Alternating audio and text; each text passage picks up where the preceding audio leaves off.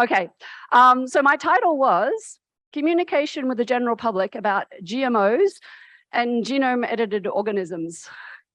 What's a GMO? It's a genetically modified organism, but it's kind of an ill-defined term. And it's also a term that's been kind of coined by the activists. And I've noticed with the talks at this seminar, sometimes people have used GMOs, sometimes genome edited, sometimes bioengineered, sometimes genetic engineering has been shortened, which has been used for genetic engineering for many years.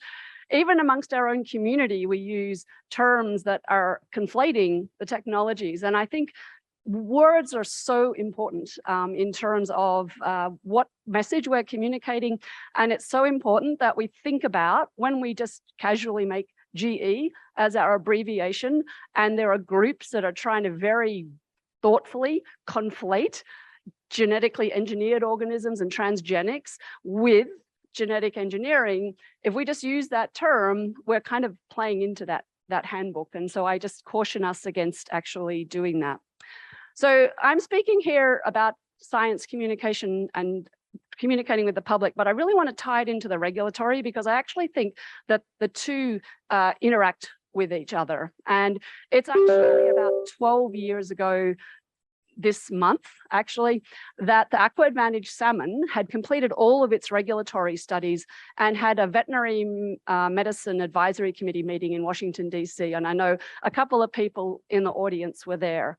And it was quite an interesting meeting because basically all the data was presented to an expert committee of specialists. And then there was an opportunity for public input. And then subsequent to that, there was a lot of press there. There was a lot of people that were opposed to the technology. And after that, there was no ability to speak to the press if you were on the committee or the FDA, which kind of left the global press with groups that were opposed to the technology having access to the press. And that set a really bad precedent because, of course, the only things that they had to say were negative things about it. And I'm going to, you'll see there's a picture there of one of the people that to the Aqua Advantage salmon talking about it to the press using air quotes. And it's never a good sign if people are using air quotes. That's usually a sign that that's a pretty hostile message that they're coming across with. So I guess I'll just keep going until we get going here, but I do want to differentiate between animal genomics and biotechnology. So I'm a specialist in both, and one of them is genomics. So genomics, I'll have to make this larger now so I can actually read it, is the scientific study of structure, function, and interrelationships of both individual genes and the genome in its entirety. Utilization of genomic information in breeding is often referred to as genomic selection. And I think we started off this conference with Dan Gianola and some very nice examples of where genomic selection is being used in Brazilian dairy breeding programs. And that's a technology that's been pretty widely adopted globally with, I would argue, very little public input and actually very little controversy. And it is a very widely used technology that's used pretty much throughout the world. Animal biotechnology, on the other hand, is the application of modern molecular techniques to animals. And that's really been the focus of this presentation. Genetic engineering and cloning are kind of older versions of that technology. And then more recently, we've had genome editing. And I would argue that these two fields, genomics and biotechnology, have entirely different public acceptance issues, in part due to the way that they have different regulatory approaches, and that has influenced their ability to either be taken up and adopted globally, or, as has been the case with genetic engineering, almost invariably not been able to get to market as it relates at least to livestock breeding. And we've got only really a couple of approved food products globally, of course, of which Aqua Advantage salmon is the one that perhaps comes to mind. So there's my lady giving her air quotes to whatever she's saying to the press here, and really making a point of the fact that this particular product was being regulated as a drug. So she's making the point that this is not an animal, it's an animal drug. And I think, again, words are important, because if I'm the general public and I see that this thing's a drug, that brings up something in my mind that's different to conventional breeding. And so I differentiated between these two topics, genomic selection versus genetic engineering. And I would encourage us as a community, and I saw a couple of slides with this, to use the abbreviation GenEd for genome editing so that we can differentiate it from kind of classical genetic engineering. But I do think these two fields have very different public acceptance issues. And I have here kind of the greatest hits, I guess, for want of a better expression, of animal biotechnology, which as of now is what, about 37 years old, with the first genetically engineered animals being produced back in 1985, all the way through to the genome editing revolution here on the right-hand side. And I will draw attention to this paper. This is where this figure comes from, where in light of the economic discussion that was held earlier about the impacts of a potentially foreign animal disease getting loose in the US, this actually looks at what's the opportunity cost of not allowing disease-resistant applications to come to market, or delaying them coming to market for an extended period of time, because there's a very real opportunity cost associated with not allowing those disease-resistant animals to come to market. So if anyone's interested, it's freely available. So I would argue that there's three things that trigger whether a breeding method, which is what we're talking about, is going to become controversial. And that is that there's an extra regulatory hurdle of some sort, often lengthy and expensive, that's uniquely associated with that breeding method that isn't expected of its comparator breeding methods. And that there is or are competing business interests, which can actually include fundraising for special interest groups that are actively spreading misinformation about the product to create fear around it for either their own fundraising purposes or to sell a competing product in the market that doesn't have whatever it is that they're creating fear around. So don't buy that green product, buy my blue product because green will give you cancer. Once you've said that to someone, they've got it in their brain that that's a fearful thing, and it's really hard to reassure people that green isn't associated with cancer, and that the fear is easy to win. And then also, I think when there's an ability to track or differentiate products produced with or without that breeding method, whether it's mandatory labeling or voluntary labeling, then that enables you to kind of have this value-added marketing. And I'm going to look at these three examples, and I'm actually using here an image that Dan Gianola put up on the first day of how genomic selection works. And we've heard the amazing advances of genomic selection, and you might think, well, there's nobody that would have issues with genomic selection. However, here's a discussion between two ladies in New York. So the latest thing is that there is now a move away from proven bulls. That's bulls that have grown up and shown us what they can do by fathering some daughters. Basically, we can scan so much genetic information so quickly now that breeders are moving to something called the genomic bull. So that's where you have a bull who has never fathered any calves, but you put his DNA on something we call a bovine chip, and it lets you look at 800,000 different genetic markers. And all of that information allows you to give the bull a lifetime net merit score, even before he's ever sired a calf to prove his worth. It's a huge cost saver for artificial insemination companies. They can cull males whose genomes don't look good at under a year old, rather than having to spend money for food and housing until the bulls are 5 and can reproduce. In a weird way, it's like plant research. With genetic markers, we don't have to grow a full corn plant to know what it's going to be like. That technique has become really important in agricultural research. Applied to cattle, it's efficient, sure, but it's also kind of disturbing. Yeah, kind of like a Gattaca thing where there's this genetically inferior underclass that gets culled. You know, the weirdest thing about it is that in some ways with these genomic bulls, we're just getting further and further away from seeing them as an animal, which brings us back to the difficulty of treating animals well when we're seeing them as numbers on a spreadsheet rather than living, breathing creatures. So clearly some people have a problem with the use of genomic selection, or even more generally, animal breeders deciding who gets to have progeny, which is pretty much the definition of an animal breeder and is responsible for all of the genetic progress we've made in our livestock species. But I predict there's not going to be public acceptance issues with genomic selection because there's really no money to be made opposing genomic selection, and there's no labeling requirement. And so far, I haven't seen any absence labeled products in the market with a little butterfly saying the non-genomic selection project. And I use this a little bit facetiously because that's a really common thing regarding genetic engineering in the market with a little butterfly. But this all originated, and I'm old enough to have actually, my job, 20 years I've been on my job, I owe my job to the fear-mongering campaign around recombinant bovine somatotrophin that was initiated by Jeremy Rifkin back in the early 90s, basically. And basically, there's no additional regulatory layer to the use of genomic selection, and there's also no one to kind of demonize. It's a technology that anyone can use, and it's been adopted. And so this absence labeling was really effective in kind of creating a market for an absence labeled product for RBST that eventually led, as was discussed earlier on today, to the withdrawal of that product, which didn't have any safety issues, from effectively the US market.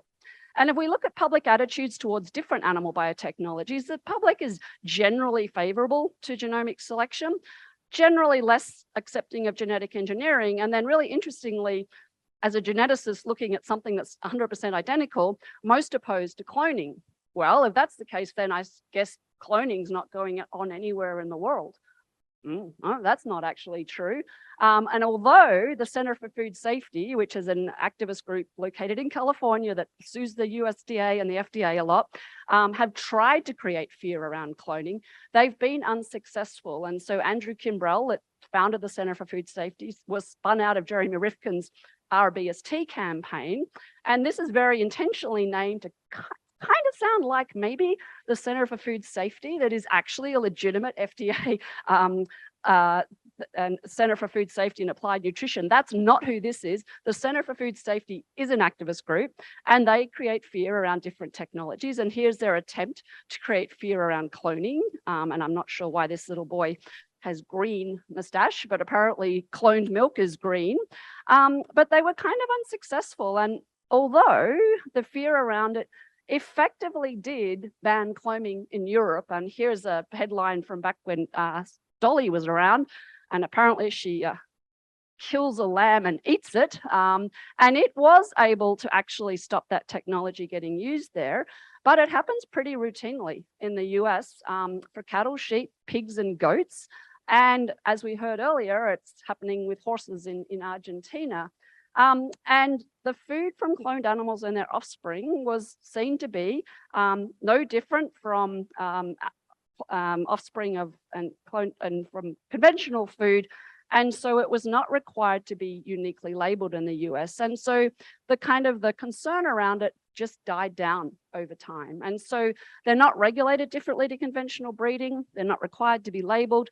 And in the absence of a mandatory labeling requirement, and really in the absence of a possible path to harm, because they're literally identical products, there really wasn't an ability to create a cost-effective absence labeling campaign, as was done with RBST. And so there is a direct benefit to the people that want to clone their horse or their bucking bull or whatever they're doing. And these people are willing to overcome their fear. So although 15% of the population say they support cloning, some people are cloning and it's going on. And so to those people, there's a benefit to cloning that outweighs their dislike of it. So what about genetic engineering? This one is definitely on the radar and has been for 20 years now, and has been a very successful fear-based marketing campaign globally, I would argue. And, there's all sorts of images. Just Google GMO and you'll get all sorts of things. And they play on people's worst fears. So if you're concerned your kid's going to get autism, or you're worried that they're going to be infertile, or you're going to get allergies, you'll see all sorts of things. And I put up a couple of old favorites just because we're here. And I think we've all seen these ones. So here's the very famous one of what the Aqua Advantage salmon was going to look like, and the old Frankenfish one. And then 10 years ago yesterday, this one came out. Everyone remember that? The Seralini study? What a beauty. What a global impact that thing had. Here it is, these rats that got this from GMOs, right? Oh, we forgot to mention the controls. But anyway, that thing and that targeted campaign has had the effect of a global general public that is fearful of this technology. How did they get there? Well, images like that. And honestly, a very well-funded misinformation campaign that's been going on for 20 years. And if you don't think misinformation can sell, you haven't been paying attention during COVID. And it's been very frustrating over the years to see that. However, there's a little bit of a crack in the vase recently. So here's a product that got enforcement discretion that is the most sold aquarium fish in the United States. It's a genetically engineered glowfish, all different colors, very pretty. I have some in my aquarium. Once it was able to get to market, people were interested in buying it. What about this guy? Came to market last year, and you could buy it. Took a long time to get there, very long regulatory journey, over 20 years and millions of dollars, but it's there now, and according to people at this conference, is selling well. What about this guy? So we've now got the Impossible Burger in the US that has genetically engineered hemoglobin to give it that bloody feel. So you've got plant-based meat that replicates the feel of eating meat. And this has been a very popular product. And of course, the same anti-GMO groups that targeted genetically engineered crops went after this product and tried to demonize it and create the Seralini study effect. And you know what? Impossible Foods said, stop that right now. And they put out some really good things, setting the record straight and actually pushing back, and have had no issues with the sales of their product. And I think there's actually some really interesting science communication messages around this as to what has been successful. And I will just take a little break from my talk to give a 1-minute little happy public communication around an all GMO meal we had recently that featured the AquaVantage salmon.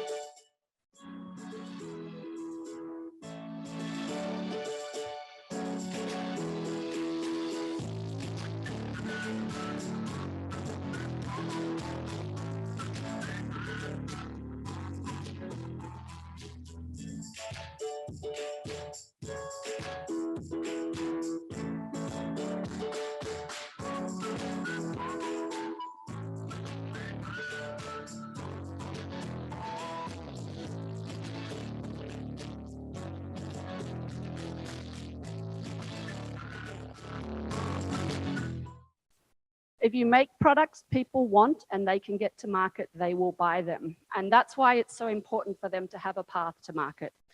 So now we come to editing. What's going to be its fate? Well, those cards are starting to get laid. So Center for Food Safety, editing is on their radar. And in their wording, it's the next generation of GMO.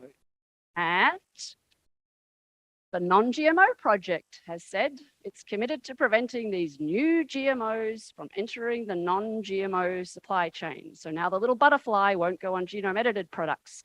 So how are we going to separate those two in the marketplace? And similarly, Greenpeace has said that they consider these to be next-generation GMOs. So are we going to have the same thing happening? I think it depends on whether products can get to market. And I'm just going to talk about this one project that was in collaboration with Excelogen. These are the polled animals. They've been spoken about a lot. They were produced using USDA funding in collaboration with Jim Murray at UC Davis. These animals came to Davis, and the reason I was interested in the project is that these animals are very visual in terms of I don't have horns versus an animal that has horns. And so they're a really interesting science communication or public communication animal. And so, of course, in this case, we've replaced this 10 base pair recessive allele with 212 base pair sequence to produce a bull that was homozygous that produced 6 offspring that didn't have horns because it's a dominant trait. And we use these animals for public outreach. And so in collaboration with Cornell Alliance for Science, we put together a video that explained what had been done in this case, what's normally done with horns. That is, they're typically burnt off, as we saw earlier. And this is an approach to basically genetically remove horns so they don't have to physically be removed to make this animal safe and safe for the handlers. And we have had them, these animals at public outreach events. So here is an offspring of that bull without horns, and she's in a pen there with one of her control horned Hereford young animals. You can see some young participants here at Picnic Day, which is an open house at UC Davis that were very interested in the horns. And here is a board explaining all about horns and what the project was. And what we've done is engaged with the public at UC Davis with these animals out in the pen and said, here is a genome editing approach for an animal welfare trait. What do you think about that? And so what I show here is animals out in the pen. Here's Princess without her horns and Cinderella, who has her horns. She's from a normal Holstein sire. And here's our audience. And what we do is we ask them 10 questions about genome editing before the talk. Then we explain what we're doing, what horns are, how they're normally removed, what's done here. And then we ask them questions again at the end. And I'm just going to give you 2 slides here that are both in the same format. And there's before the presentation is in gold and after the presentation is in blue. And this is the first question. What percentage of animal products like milk, meat, and eggs currently come from animals that have been produced using genetic engineering? This was before Aqua Advantage salmon was approved. And so the correct answer to this question, everybody in the room, is 0, right? And so clearly, and this is a fairly well-educated audience, that's not what most people thought. What was interesting is most people thought at least, more than 75%. So the majority thought greater than 25%, but in fact, only this little amount got it right. But what was actually kind of a little bit concerning as an educator was we told them during the presentation that 0 was the correct answer. And after the presentation, we had a number that got it right, but we still had a bunch that just weren't buying that was the case. They're sure that there must be genome edited, genetically engineered products on the market, whatever. So then we asked, how do you feel about the use of gene editing to address an animal welfare concern? And this is the same thing. So before the presentation and after the presentation. And I think what's encouraging to me, and admittedly, these are probably nerds, they're at a university open house, but they're Californians. So, got a different group there. 88% of the respondents were strongly or moderately supportive of the use of gene editing to address this animal welfare concern. And so I think there are some applications that have public support, and the question is whether they can actually come to market. And so you probably saw my poster out there, these offspring we've had at Davis since they were born, basically. And so here's Princess that was on the previous slide, and Cinderella. These are the bulls. We've done analyses of the genotype and phenotype, and then in the interests of really looking at the milk and meat and health of these animals, we followed them for a number of years, and we have now published all of that. But if that's kind of the standard for what's required for these animals, if they're all considered to be effectively equivalent to GMOs, and we have to do compositional analysis of milk and meat, as was discussed earlier, it's really going to make this a very lengthy, this took, 4 years to do, expensive.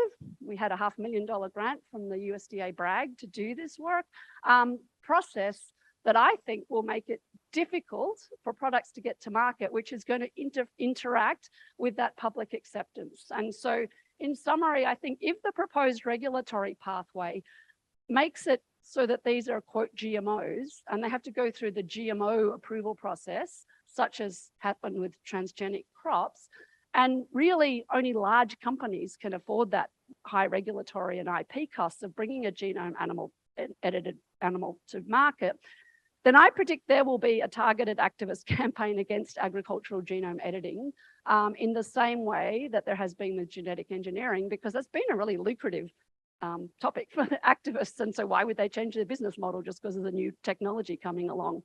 And this is what concerns me in terms of small companies and even academic research labs are going to have a really difficult time using this technology that is resting on technology that originally developed in the public sector.